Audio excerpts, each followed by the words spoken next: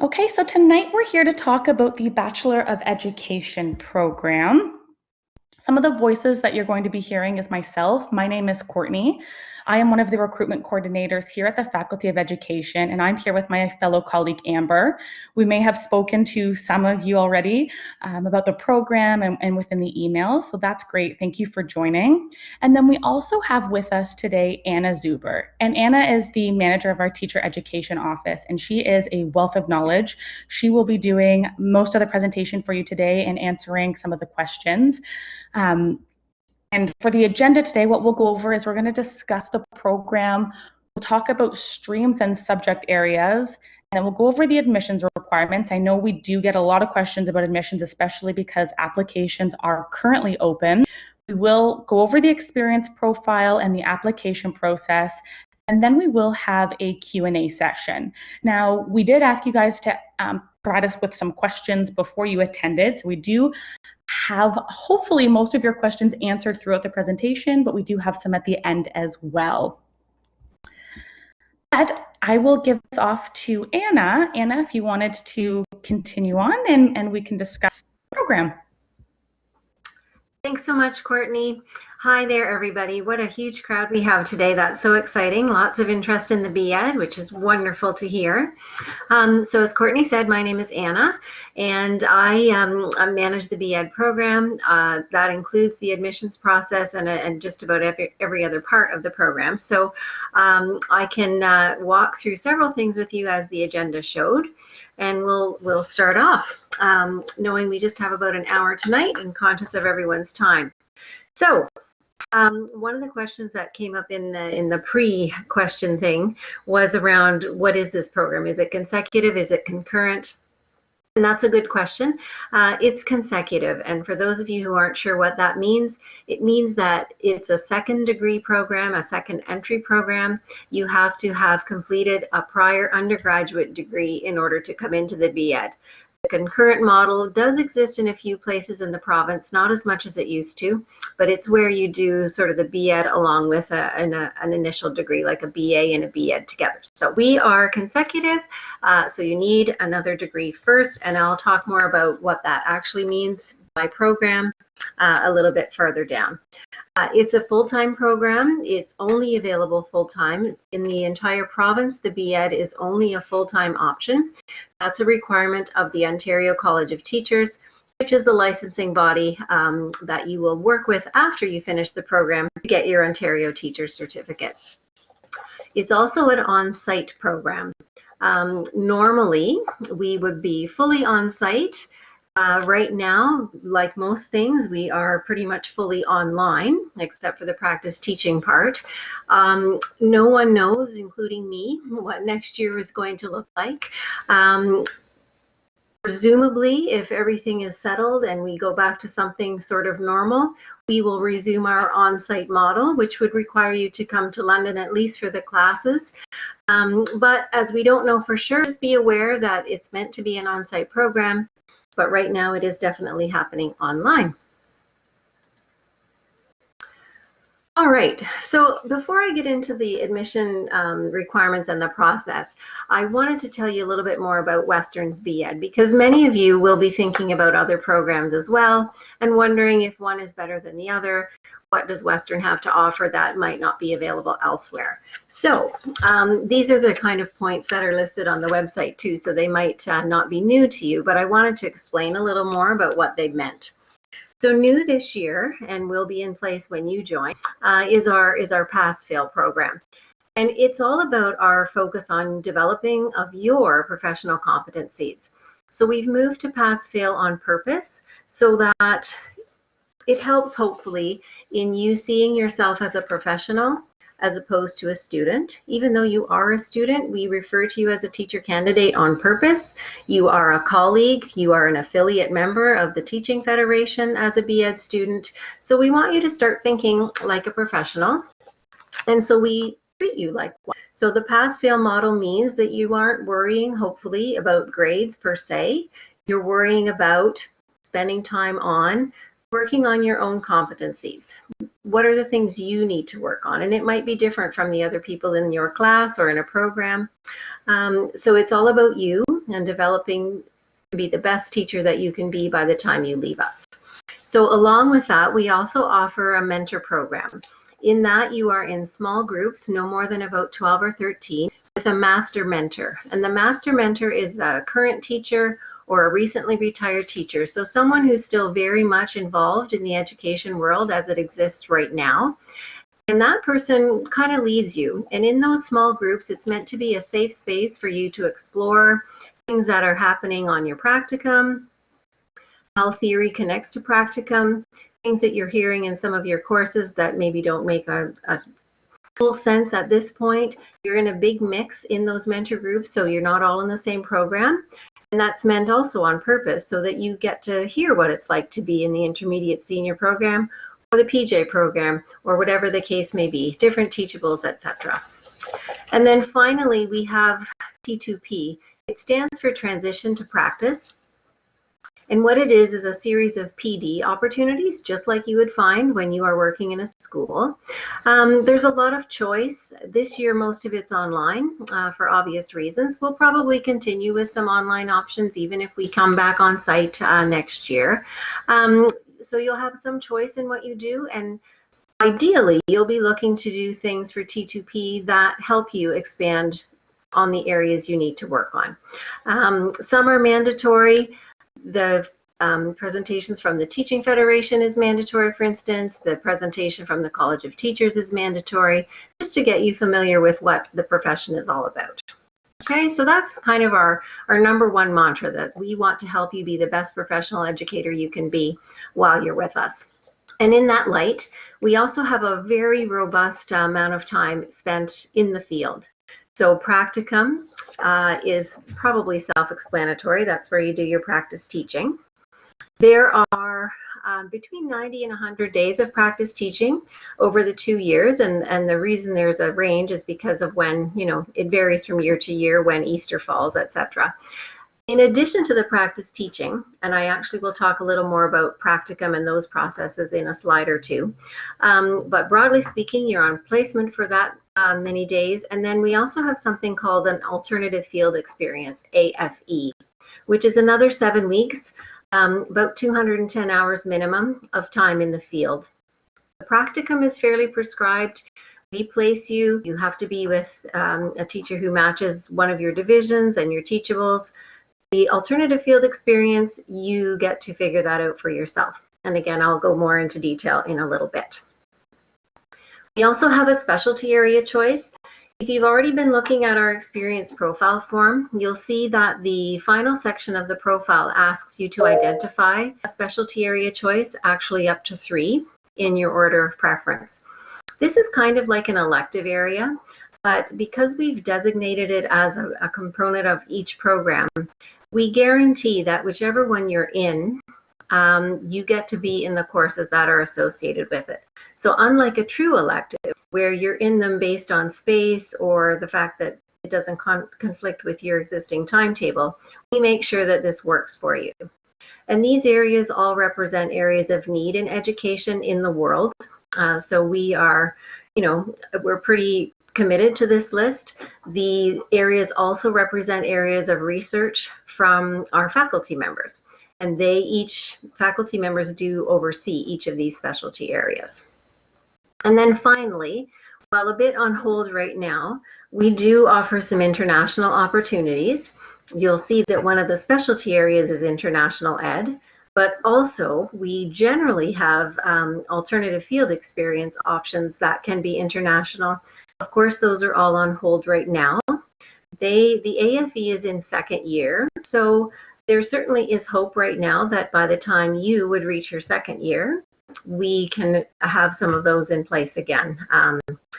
They are pretty popular. We, in the past, have had students traveling to places like France, England, Kuwait, China, Dominican Republic, and we try also to find new opportunities, not so much right now.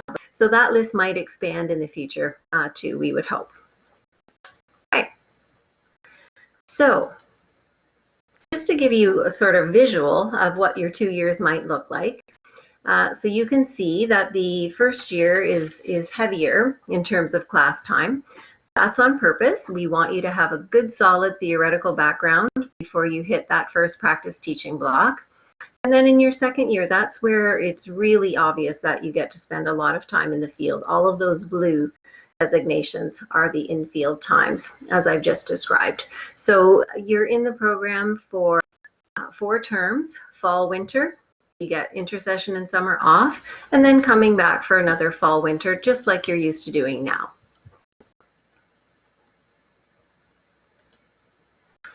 So as promised, a little bit more around practicum, and I've put AFE in here as well, even though in our pre-questions, a lot of you were asking about practicum. So as I said, 90 to 100 days. We work with 44 school boards, so lots of choice there. When you are admitted, in about May or so after you've been admitted, the very first thing we're going to ask you to do connected to practicum is tell us what your school board choice is. And we do a pretty solid job of getting you placements in your preferred board. I'll be honest, practicum placements are a bit challenging right now with COVID because there's still so much movement of everything in the school systems right now with changes from on-site to online and all kinds of things like that. So it's been a bit of a challenging fall, but we still have good, strong relationships with our school board partners, and we certainly work well with them to ensure that we get you the placements that you need. So we place you for practicum. You only get to identify your board. You don't get to pick your school or your teacher. And it's because practicum is very heavily regulated by the Ontario College of Teachers. There are lots of rules in place as to what counts for practicum to ensure that you are certifiable by the OCT once you finish the practicum. So our job is to make sure that the placements you're in meet those requirements. So you have to be placed in one of your 2 divisions. We try to put you in at least one of your teaching subjects if you're intermediate senior. And associate teachers also have to have the permission of their school principal or school board, depending on the board process. So that's our role there. In the AFE model, though, it's your choice. You get to choose what you want to do, for one thing. You get to pick your own supervisor. And when I say you get to pick what you want to do, I mean that, but it does have to be connected to education. It doesn't have to be in a school, though. Some students do like to be in a school to explore something different from practicum. So for instance, you can't have a practicum placement in a special education classroom or with a guidance counselor or in English as a second language. Those are just the rules of the OCT. But you could do any of those things for an AFE. So if it's something you want to explore, but it didn't work for practicum, this is where you might have that happening.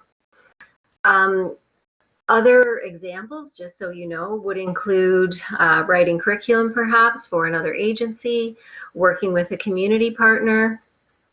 In London, for instance, the London Children's Museum, Learning Disabilities Association, things like that. So lots of choice, but it does have to be still connected to the field of education. That can be pretty broad if you think about it, but you get to put a proposal together and we will vet it. The specialty area coordinators can be involved in vetting a proposal as well.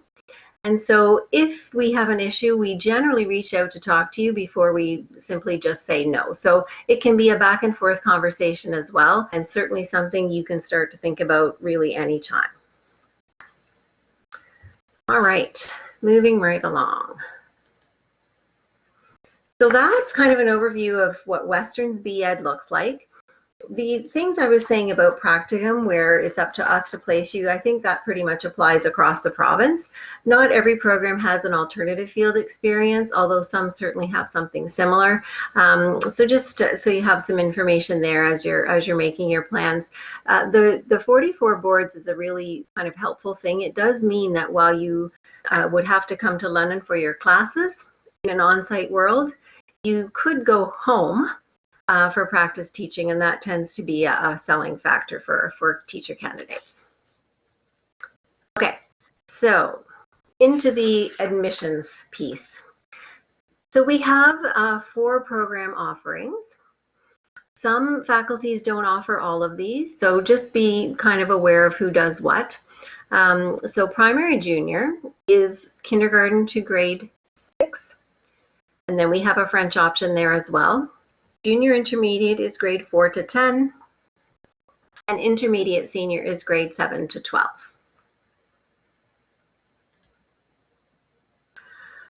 I will go slide by slide after this one to tell you about the requirements for each of those areas that I just mentioned, but we'll start with the minimum admission requirements across the board. So every one of you who's applying right now for admission in September of 2021, you have to complete the degree that you're working on no later than August 31st of 2021. With a convocation date no later than the fall of 2021. So that does mean that you could begin the B.Ed in September and still not have had your undergrad degree conferred.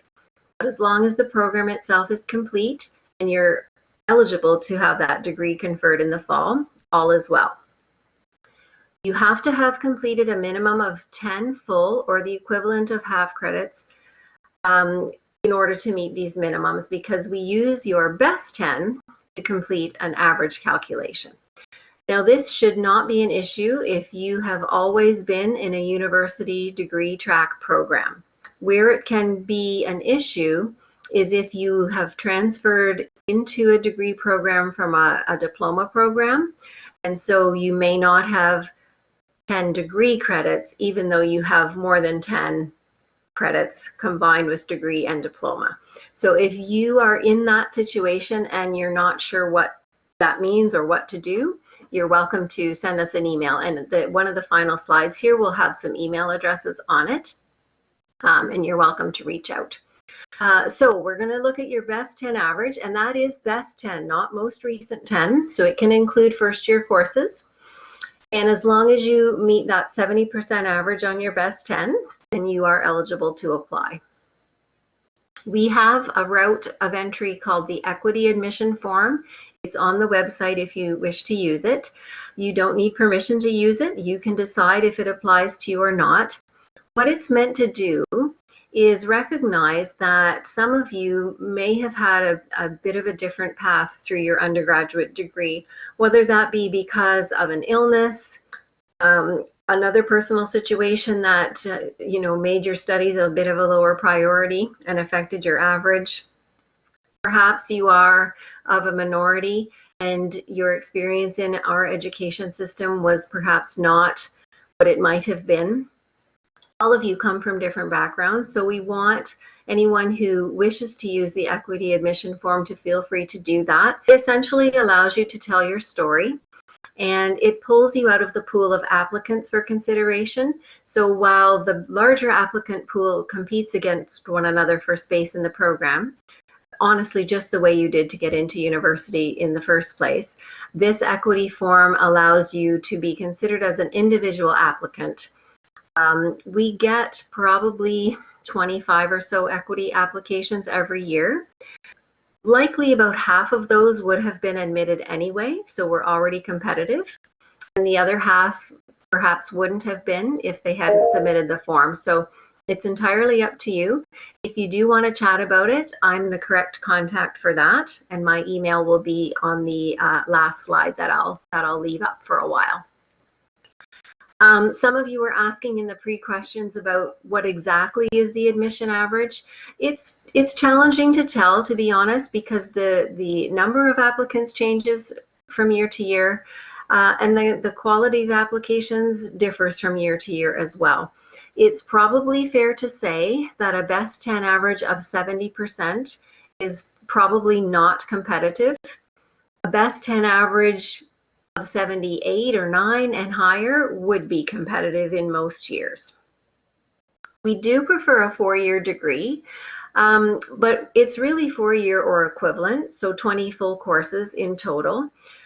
If you are completing a 3-year degree, you absolutely can still apply.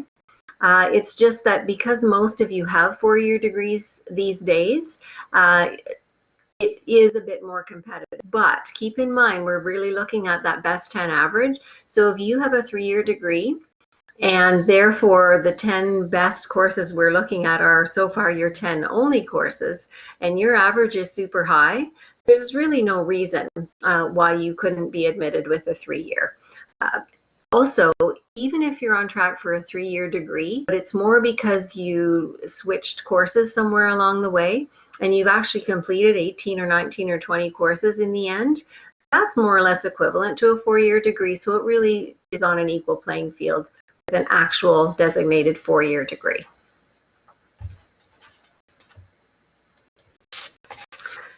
So I'm going to go program by program now. Some of you might be interested in more than one program, and that's totally fine.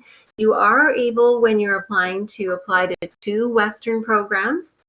And with the OUAC-TEAS application, just like you did when you applied to university, you can apply to 3 programs for one price, and then add additional programs for a little bit of extra money. So you can apply to many things throughout the province if you wish, but maximum of 2 at West, so you know.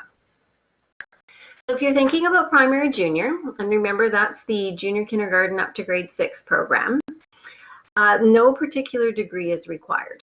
There is no teaching subject attached to this program.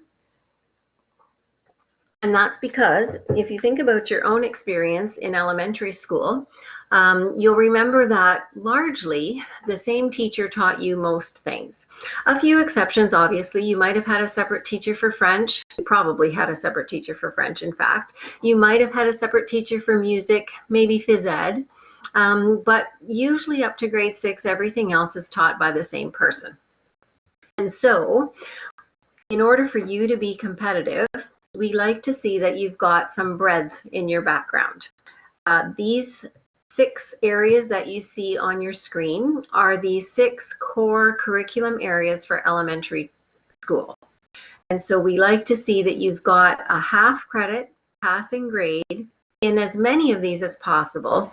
To be competitive, we like to see about 4 of the 6 areas. More is always better, but it's fairly rare to see more than about 5, just because of other degree requirements preventing you from having that much elective space. Don't panic when you see some of this. I often get asked about the math and the science in particular. We are not looking for calculus necessarily, or physics or anything like that.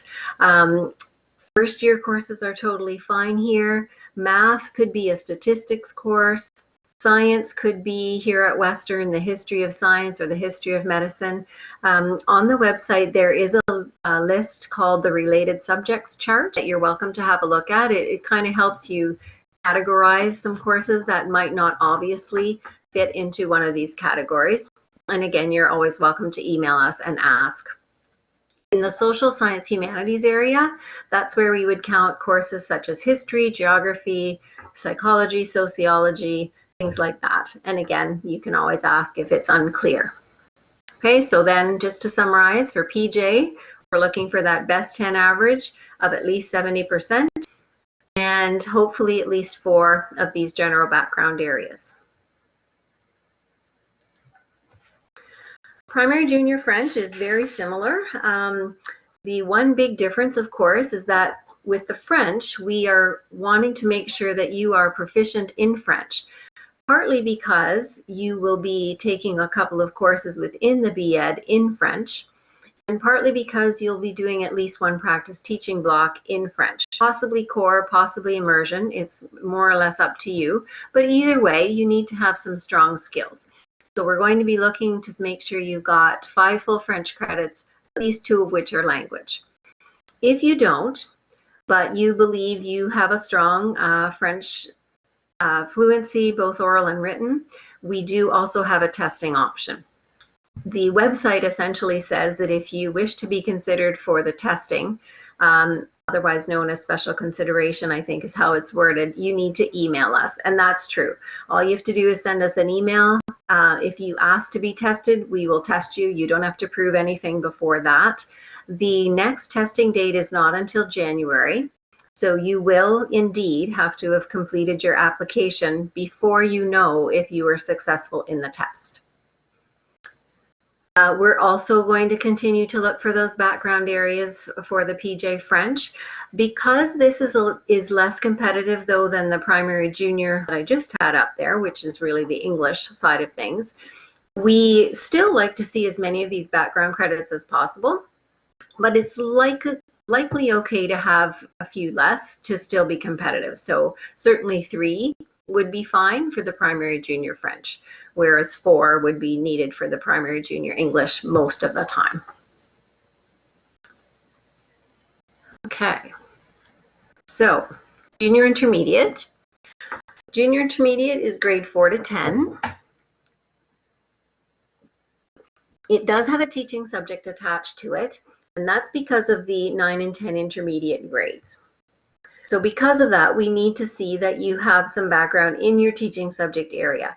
Now you'll see it's a pretty short list of teaching subjects that we offer for junior intermediate. This would be our smallest program. There's usually no more than about 40 admitted to the program across those teaching subjects that you see there. Other subjects do exist in the province, so it's not that this is the list in its entirety, it's just the list that Western offers. We are going to look for 4 full credits or equivalent in whichever of these subject areas is your teachable. French is an exception. You always need 5 full courses for the French testing if you're looking for the French. The other areas we're looking for the 4 with a 70% average. And because this program largely is still the elementary level up to grade 8, we look again for those background credits that were listed on the PJ screen. Because this is a relatively small program, it's also less competitive than primary junior. So again, it's probably okay to have maybe 3 of the 6 background credits to be competitive. We also are looking for that teachable background, so it does perhaps limit a little more the number of background credits that you could potentially achieve in your degree. And then finally, we have our intermediate senior, which is grade 7 to 12. So because this is generally a high school program, grade 7 and 8 are in there for sure, but the teachables apply at the high school level, as you'll recall. And so we are looking for 2 teaching subjects. The first one, you need to see 5 full credits or the equivalent with a minimum 70%. And the second one, 3 full credits, minimum 70. French is still the exception where you need 5 regardless of whether it's your first or second. And the testing is available for French here as well. Same rules apply if you believe that you are fluent, have good written skills, and would like to be tested because you don't have the 5 French. That's totally fine. You just need to let us know. This is a much longer list of teachables you'll see. There are actually a few more than this that others schools do offer. This is our list. You'll need to be aware that you can't combine some of these. So for instance, history, geography, law, political science, and economics all fall under the curriculum umbrella of Canadian and World Studies. And we run them all in the same course within our program. Because we do that, you can't combine any 2 of those as your teaching subjects because you have to have taken a course in each of them in order to reach the 9 credits to graduate. So be aware that there are some restrictions on the things that you can combine. It does indicate such on our website. And if you miss it there, you may trip over it when you're applying because the OUAC system actually prevents you from applying to 2 things that we indicate you can't combine. Okay. So Anna, can I ask you a question about that? Do you know what? There's one that we get quite often, and I didn't actually see it come in about the questions earlier, so it might not get answered. But okay. For the teachables, if they have, say, more than 5 credits or 3 credits in their teachable, how is that 70% average calculated? Is it top 10 or would it be most recent? It actually would be the best. So if, let's say, that's a good question, Courtney, and you reminded me, I usually say something else here too about majors and minors. So 5 full credits is actually enough for it to be a major at Western anyway. And generally your first teachable is your major or your specialization or whatever, because it tends to be the thing that you're most passionate about and hopefully have done really well in. So when we're calculating your average, if you have more than 5 full credits in your teachable or 3 in your second, we take the best. So the best 5, including first year, and the best 3. The goal is to hopefully get you to the 70% average. It's not meant to be punitive in any way. So it's always the best in Western's case. Does that help, Courtney? That's perfect. Yes, thank you so much. Okay, awesome. Okay, so the process. I've mentioned a bit of this as I was talking, and we've got a couple of links up here for you to jot down. They're also on the website for you too, if that's easier. So I've mentioned the OUAC, and I've referred, I think, to TEAS. So when you apply to your undergrad program, you will remember having gone through the Ontario University Application Centre online. That organization actually works with applications to a number of programs, including teacher education, and TEAS stands for Teacher Ed Application Service. So when you're on that site, I think they have it sort of newly organized into sort of little boxes, and you'll just pick the one that says TEAS. It should be fairly obvious. Once in a while, though, I actually have witnessed an applicant who was convinced they'd applied to teacher education only to find that they somehow accidentally didn't. So just be aware of what you're applying for. It should be obvious when you're in there. You should see things like primary, junior, junior intermediate, teaching subjects, etc. Okay, so that is step 1. Then once you have that, the number that gets assigned called your OUAC number, then you can use that to start to complete your experience profile, which is on our website. And ours doesn't require any special login information or anything like that. In some institutions, I know that an email is generated somewhere that gives you some details. You don't have to wait for that from us. It's a live site all the time. You actually could go on there right now if you have not ever done that before and check it out. If you are not a Western student right now, we would need transcripts from you. If you are a Western student, we have access to your records and you don't need to send us anything. If you are at Western now, but you came in as a transfer student, we would need the transcripts from your prior institution. And if you have been on an exchange somewhere, we would actually need the exchange transcript. So there's a whole explanation of transcripts on our website as well. Keep in mind that the deadline is December the 1st, which feels like it's getting closer and closer. It's nearly the end of October somehow. So don't lose track of that. It's always great not to wait until, 10:59 p.m. on November 30th to put your application in. It's not that you can't, but heaven forbid if some technology issue showed up that then prevented it from going through. So try not to wait till the very last second. But that is the deadline. In some years, we have extended the deadline.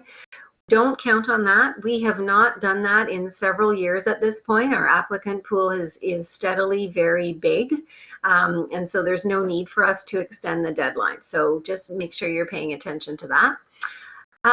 New this year is the Casper test. So if you've been browsing around on our website, you hopefully have seen that.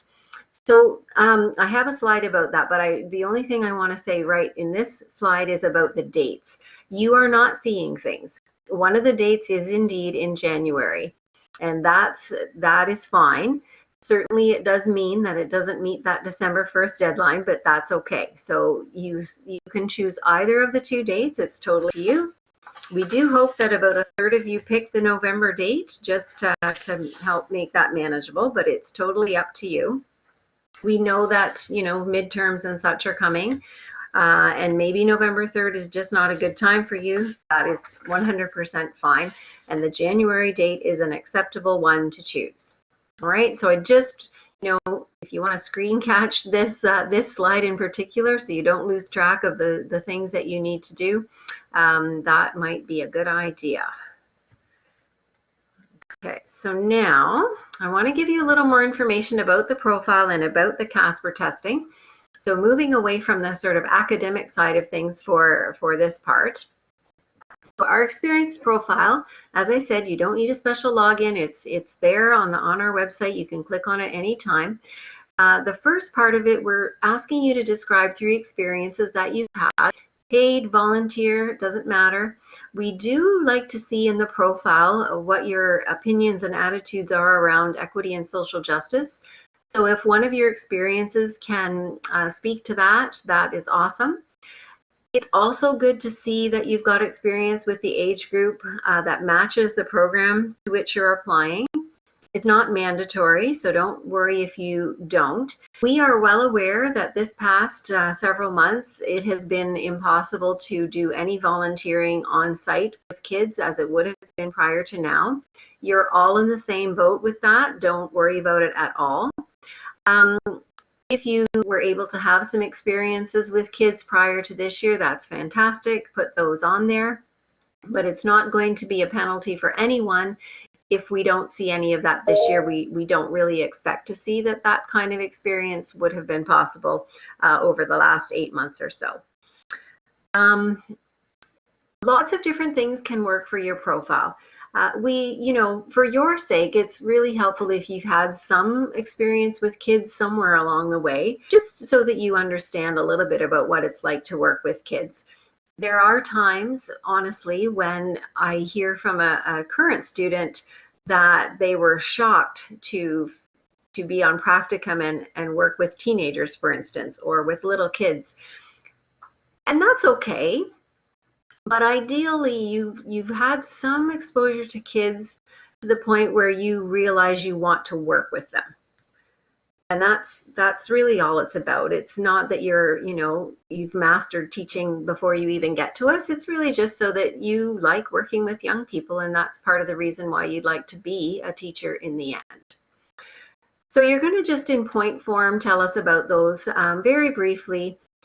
With those experiences, you're going to put down a referee's name and contact information, either a phone number or an email address. We are not going to ask referees a lot of details about you in terms of your ability to be a teacher or anything like that. We will only be checking to see that the experience you've listed did indeed take place. We also spot check referees. So if none of your referees are contacted by us, that does not mean anything negative. It doesn't mean you don't have a chance. It just means that in our random checking process, yours didn't come up. That's all. So once you've listed those experiences, then you move on to the next piece of the profile, which is where you're going to write about those in a rather short essay, 350 words. It's going to be really small compared to what you're probably used to in your degree programs right now. And in that, we want to hear from you how those experiences in the first part led you to this place of wanting to be a teacher. And if you can include in that essay something around your equity and social justice thoughts, that's very helpful. Be sure to proofread. Treat it like a cover letter or a resume.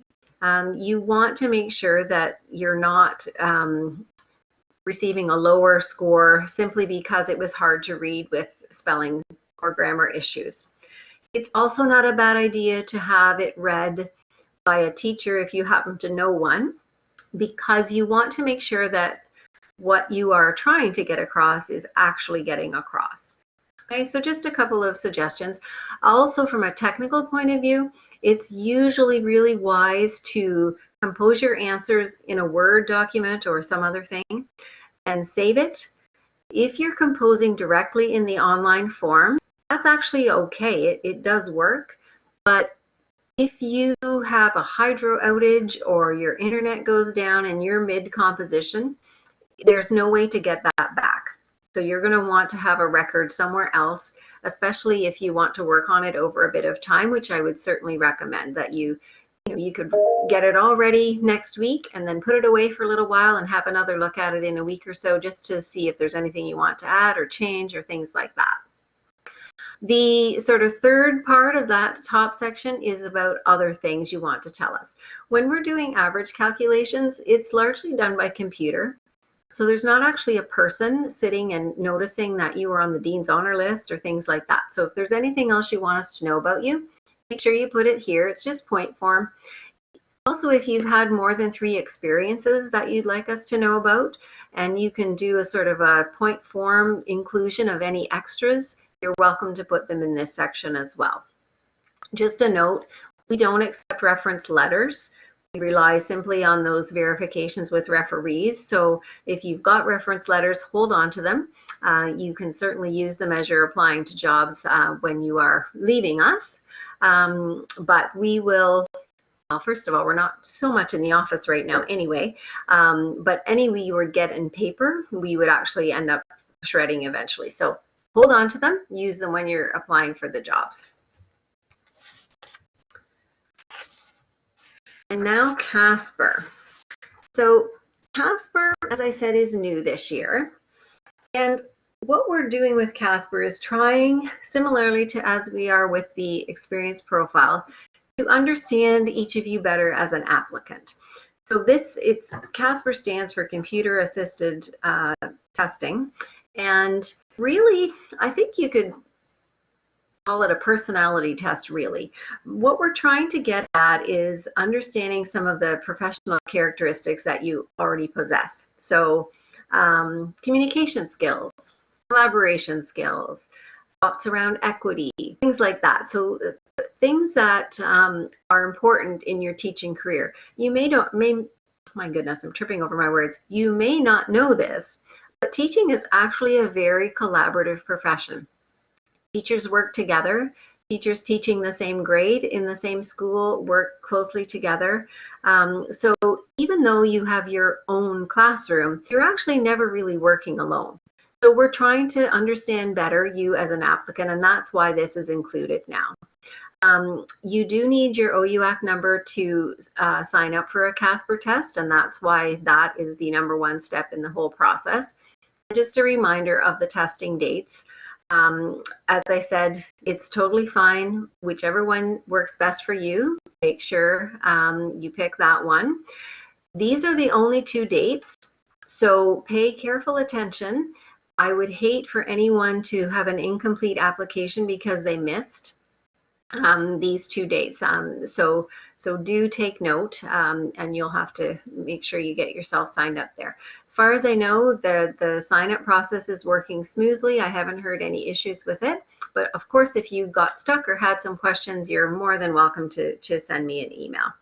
One of the questions in the pre-questions was around sort of what do we do with these, or what does the scoring even look like?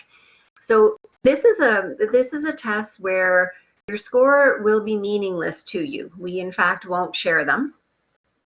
And that's because it's kind of a comparative score. So you're literally scored against all the other people applying for teacher education in Canada, essentially. This is a Canadian-wide process. And so you're ranked essentially against the other people applying to Western's program and other programs in the country. We don't see sort of your comparison to other people. It's not like that. We get a raw score that only really means something in terms of where you rank. Okay, so if you're curious to find out how you did, you won't be able to do that. And there's no kind of right and wrong here either. Remember, it's really just getting to know you better. So there's no wrong answers. There's nothing you can do to study for this. So don't be scared about it. Hopefully that helps a little bit. And so when we're doing the evaluation, like the profile, we're simply looking at your score along with your academic side of things to see where you sort of fall in terms of the competition.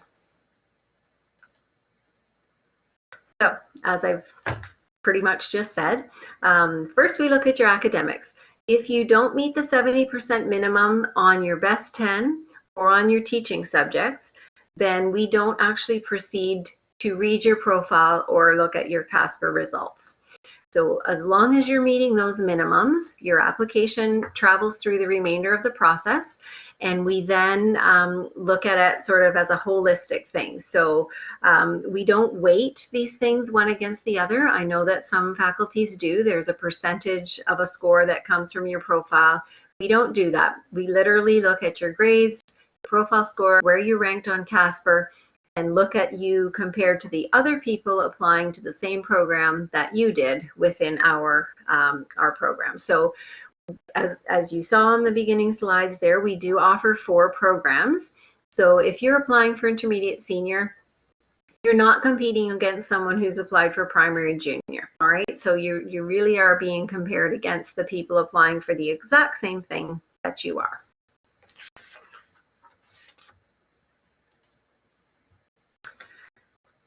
Before I just move to this, I just wanted to mention a couple of other things because I'm pretty sure these came up in the questions.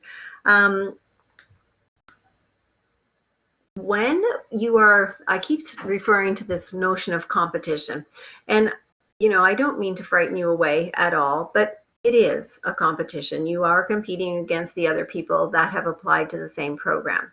But I want to be clear on where that competition is happening from an academic point of view.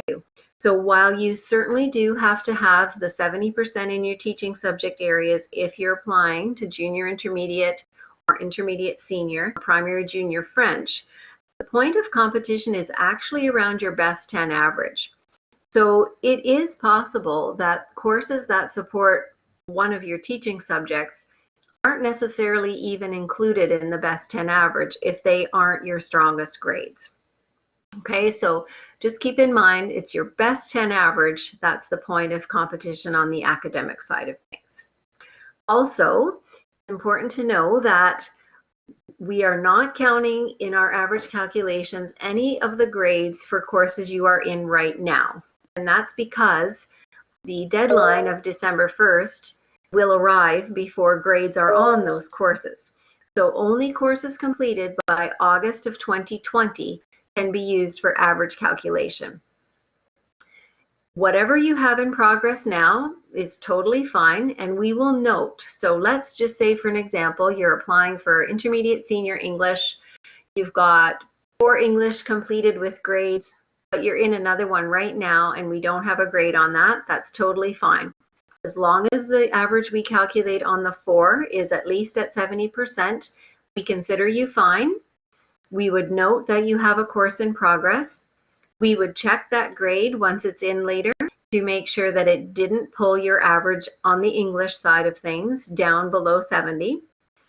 And so you could still travel totally through the process. Your offer, should you get one in this scenario, would be conditional on completion of the course and remaining at that 70% average. So think about it this way. Whatever best 10 average we calculate now, that cannot improve because we can never go back and include current grades in that. But current courses can impact your teaching subject averages. We hope they don't pull you down. It's rare that that happens. Most students do their best work in years 3 and 4. So it would be pretty unusual for a grade you're getting this year to pull a teachable average down, but just kind of be aware that that's there. It's also fine to have courses happening in intersession and summer in 2021. Remember earlier on, one of the slides indicated that you had to have your program finished by end of August 2021, and that's totally fine. So what that means is, if having listened to me this afternoon, you figure, oh my gosh, I should take another background credit or whatever, and you don't have room to fit that in right now because your program is full trying to meet your basic degree requirements, you actually could enroll in something in intersession or summer, indicate on your application that it's in progress, and we would actually evaluate as if it was finished. Obviously, we'd verify that it got finished. So a scenario that I've seen before is that an applicant will indicate on their application that another English credit is in progress, or a math credit for the background credit is in progress, something like that. And then they drop the course next spring. Well, that actually could mean that your offer is no longer valid because we evaluated you and gave you an offer based on the fact that you had something in progress. So removing that from the equation could actually mean that you're no longer competitive. So don't just sign up for things because you think it will help you. Go ahead and sign up for things, though, that might help you as long as you plan to follow through. Okay. All right, so a couple of just little tidbits. And then we have time for a few questions, I believe. And then, of course, I'll leave the email address screen up. So this report slide that I've got up here is getting a tiny bit dated. The good news is, though, that recent reports from the College of Teachers are actually even telling a better story. So, you know, I'm really pleased that so many of you could join this afternoon, and I suspect that's an indication that, you know, there's lots of interest out there in the teaching profession that perhaps didn't exist a while ago when it felt very much that it was hard to get a job and you know, maybe not worth the time and effort to put in when it was going to take a long time to actually reach that full-time employment status. But as you can see here, the employment opportunities have been increasing for teachers over the last few years, and it's anticipated to get even better. People are using the word teacher shortage these days. So I think your timing is great for taking this into consideration. A couple of things to take note of. We run a student blog. Katie in my office does a really good job of this. There's no sort of mandatory need to look at it today. It's really for current students. But if you're curious about what happens in our program, by all means have a look. It'll show you kind of the things that are going on right now. It includes a job board, more information about the alternative field experience, course descriptions for the current courses, things that just may be of interest as you're considering where to apply, and perhaps after that where to accept should you get offers from multiple places. You've already looked at our current website, I think. If not, it's got a wealth of information around the admissions process in particular. It also includes information on scholarships. I know at least one of you was asking that question, if there's any bursaries and things for B.Ed students. There certainly are some, and they are listed there. Just the link to that OCT slide that I had prior is there at the bottom too. And in fact, if you go to the OCT website, I think you'll be able to find a more current version of that as well. Okay. I'm pretty sure, yeah. So here's our last slide where I'm going to leave it so that you can copy down some email addresses if you wish. So Cindy, some of you may already have been talking with Cindy. She's our program advisor at the moment, and she is really good at helping determine where specific courses might fit. So while we can't do a full pre-evaluation for anyone, we certainly can help if you're curious about a particular course. You know, there are such a variety of programs and courses available, and sometimes the title of a course doesn't exactly match a teachable, but you're thinking, surely to goodness it must count. It was exactly about history or whatever. And Cindy would be able to help you find the answer to that. So by all means, email her. Now, she gets a lot of emails at this time of year, and it's really hard for her to answer in a quick turnaround time frame.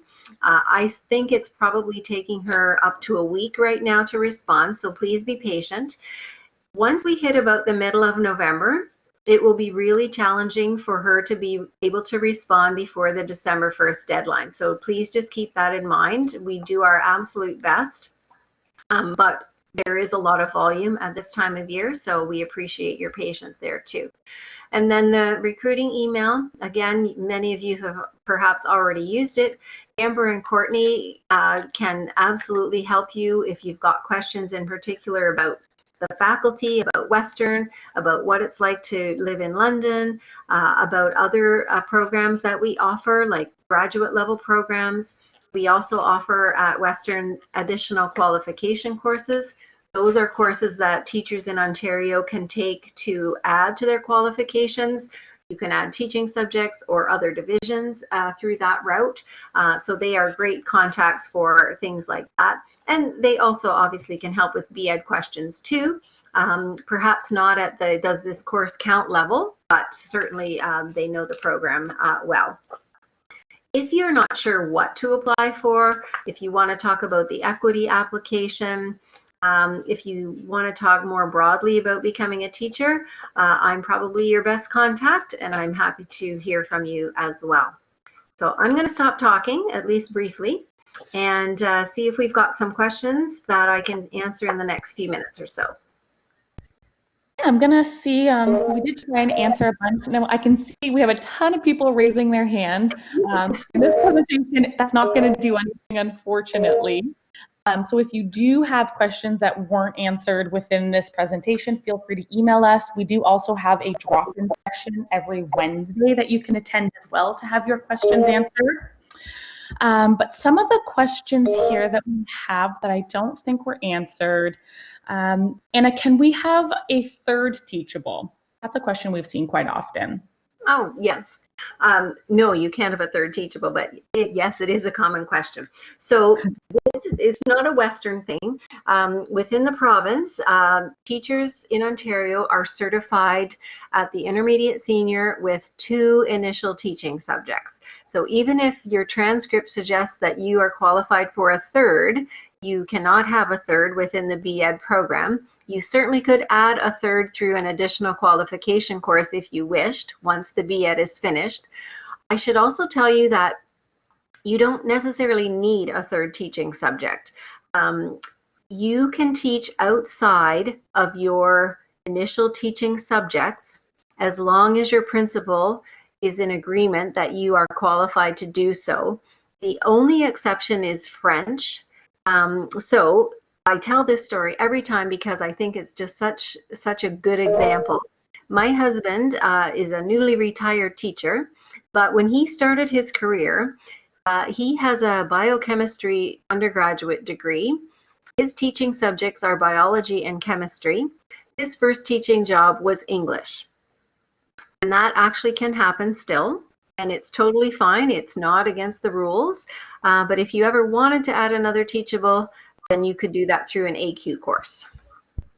Perfect. I did get a couple questions about the IB certificate. We will be doing a webinar on that as well if you are interested in the International Baccalaureate. So that's on our website. I won't touch base too much on it now because we only have a couple minutes. But another question here, can this program transfer over to other provinces? Yes, it's not really the program that transfers over, it's the teaching certificate. So teaching is part of the labor mobility in Canada. So when you are an Ontario certified teacher, you actually are certified across the country. So that does mean that it's easiest if you get the Ontario certificate when you're finished and then take that with you. If you don't get Ontario certified when you're finished the B.Ed and then try to get certified in another province, it's just a pain in the neck. You know, it's just a lot of paperwork. So it's way better to get the OCT certificate and then take that. Perfect. Is there a difference in salary between high school teachers versus primary junior teachers? We have a lot of questions about, what's more competitive and which route should I go? Okay, so I'll do the salary one first. It's not a question we can answer, to be honest. Salaries are negotiated with school boards, and different boards have different salary models. So really, it depends on where you are. Some of the northern boards pay more than some of the boards here. So it's really not something we can answer, unfortunately, and I'm not sure anyone really can. Once you are certified as a teacher, then you go through a process of salary evaluation. And you maybe can have more access there. You're certainly welcome to see what you can find on various school board websites if you like, but I'm not sure how much detail is there. The sort of flip side of that is, how do you know what to do? I generally suggest that you apply for the thing you are most passionate about. So, if you absolutely love math and you can only imagine ever being a math teacher, then that's what you should apply for. You want to be able to teach the thing you want to teach. Certain programs are more competitive than others. So primary junior is probably the most competitive program that we have here at Western, and it may be the case around the province. I'm not entirely sure. And some teachables are more competitive than others too. So English, history, and biology are probably the most competitive teaching subjects. On the flip side, things like chemistry, physics, family studies, math, not so competitive.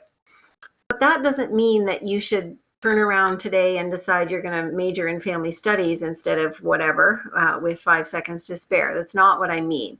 You know, you really shouldn't just switch gears like that. Do keep in mind, though, so let's say that based on what I've just described, you are thinking, oh, geez, I probably shouldn't apply to PJ. My grades aren't as high as they might be. I think I should apply to intermediate senior math and physics instead, even though I really want to teach elementary school. That is actually fine, but be aware that within the program, if you're an intermediate senior, then that's the program you're taking. Like, all of your courses are around teaching high school. Your practice teaching is in high school. So it's totally fine as long as you're prepared to do what needs to be done. After the fact, you can certainly add the primary qualification and the junior qualification, and you can never ever work in a high school if that's what you choose to do. But I always like to make sure you understand that you do have to get through a 2-year program in an area that might not be your favorite, and you need to be prepared to be able to do that. Okay, that is great. Well, we are 1 minute past, so our session's just about to end here. Thank you, everybody, for taking time this evening to spend with us and learn a little bit more about the program. Again, if you have any more questions, feel free to reach out. We're happy to help with a drop-in session, emails. There's a couple different ways you can get a hold of us. Anna, thank you so much for the presentation. We always learn so much from you, so thank you as well for doing this tonight. Take care, everybody. Have a good night, everyone.